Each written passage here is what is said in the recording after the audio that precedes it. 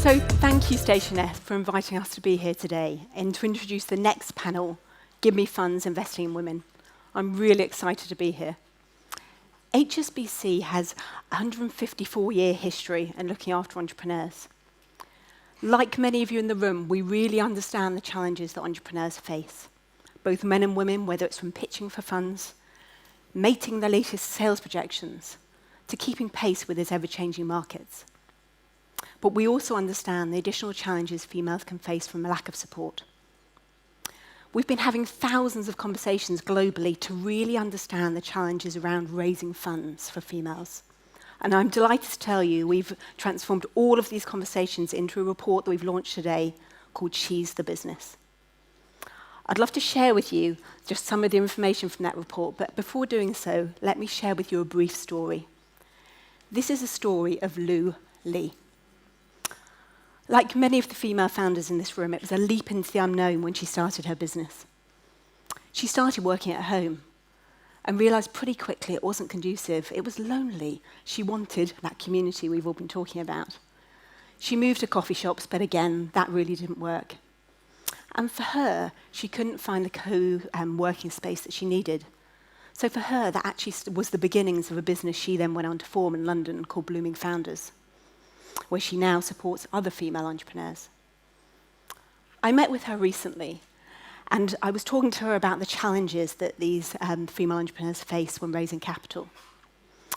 And she shared with me an analogy that I thought really brought to life the problem, when she said, for every difference between you and your typical investor, it can potentially build in an extra gap, an extra step away from getting those important investor dollars, whether that be age, gender, ethnicity, background. So for the purposes of our report, we've been focusing on gender. And even today, over a third of all those females we spoke to had faced gender bias. That's over a third. How did that come across? It came across that they had intrusive questioning around their family circumstances, their credibility as business leaders, and also there was more focus on the downside loss risk to their businesses. We also found, even when successful, globally, they raised 5% less than their male counterparts.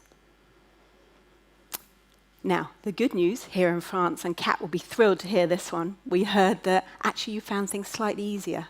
That may be in part thanks to the ecosystem you're building at places like here at Station F. But even here in France, only 4 in 10 people that went into pitches said they felt confident.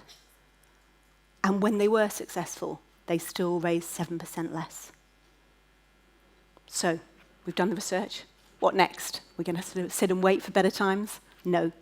And that's part of the reason we're here and being part of this conversation in Paris today. And I'm so excited to be introducing this next panel. Now, at HSBC, we've already started making some changes. We partnered at the beginning of this year with the Albright. The Albright is a female networking club. And we partner with them every month to do pitch days, which we do in the UK and in the US. That gives a platform for female entrepreneurs to pitch and to try and raise capital, but importantly, it also gives that platform to create the networks, to find a mentor.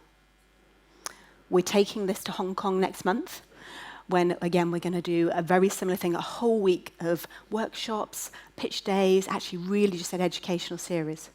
The other thing that I'm really aware of, and being in a private bank that obviously manages monies for a lot of wealthy clients, there's a huge transition of wealth happening at the moment.